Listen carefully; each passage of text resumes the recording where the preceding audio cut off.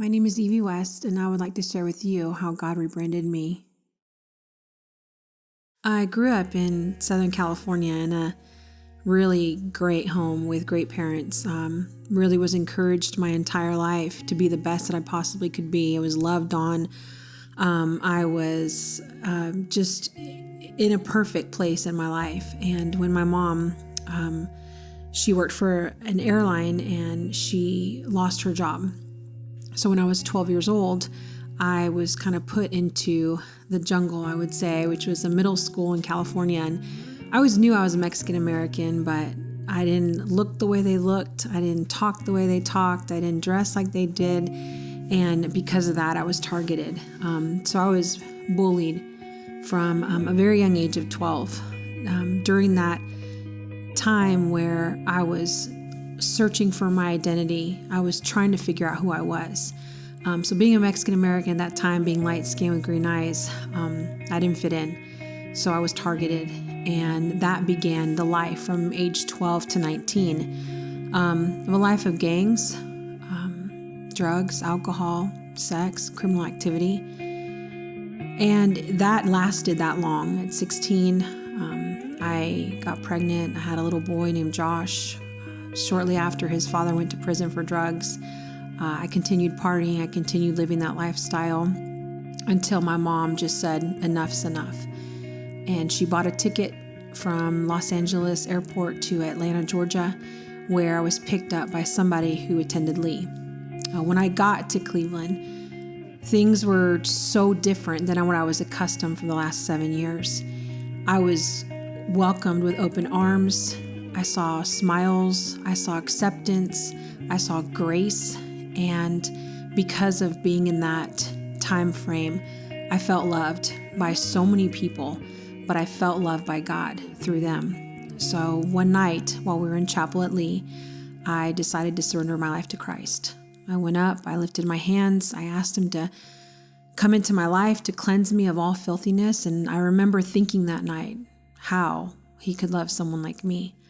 It was just shortly after where I found out that I was pregnant for the second time, a teenager, made a decision to abort my child. So I made an appointment at New Hope Pregnancy Crisis Center, thinking that it was an abortion clinic. I walked in there. God really transformed my life in there by letting me see an abortion video that just rocked my world. And I knew this was nothing I could do. So I walked out of there more hopeless and helpless than I ever imagined. It was just shortly after that where, I was living at 485 4th Street, Northwest, apartment 8. I specifically remember something that happened 20 years ago, but has always shaped my view on who God is as my provider and my father. I came home from school one day with Josh, and there was no food in the house. I put him to bed. I sat in my living room and I cried for hours. And I said, okay, in the morning I'm going to get him up, I'm going to get him dressed, and I'll take him to the park, and hopefully he won't remember he's hungry. The morning came very soon. I got him ready. I remember feeling sick to my stomach, thinking, what am I going to say when he asks for something to eat?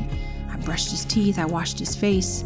We walked across the living room floor, and I opened up my door to 6 full bags of groceries.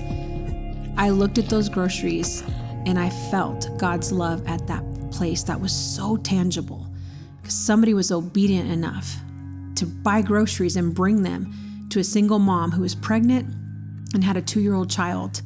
And God showed me that he loved me through that. I made a decision. I went through my pregnancy. I made a decision to place my son for adoption. And during that time, God showed me his love through many different people. I would say that placing my son for adoption is probably one of the hardest things I've ever done. And I remember being in the hospital telling him, I'm not doing this because I don't want you. I'm doing this because I love you. But there's this wonderful word called God's grace. And he completely transformed my life and rebranded me. I'm no longer a criminal. I'm no longer damaged goods. He's rebranded me to the daughter of God that he's always expected me to be. And he's transformed my life so miraculously that today I'm able to be a police officer. it's my mission field. It's where I can love God and love people. And that's something I love to do. I love to talk to people. I love to touch people. I love to be just so intertwined in their life, because I want them to see that I'm not better than they are, but I have hope. And police work allows that for me to get out and talk to people. And, I see people in the street, and I want them to say, hey, there's something about this girl that makes me want what she has. And really what it all points up to is Christ. Just recently here in the last 2 years, we've opened up our home to a young girl named Kimberly, and she has become our daughter. She's part of our life. And, we think, we want to do nice things to people. We want to love God and love people. We're just going to keep pouring out so that we can, we can bless someone else. But really, God has rebranded me in that mission as well.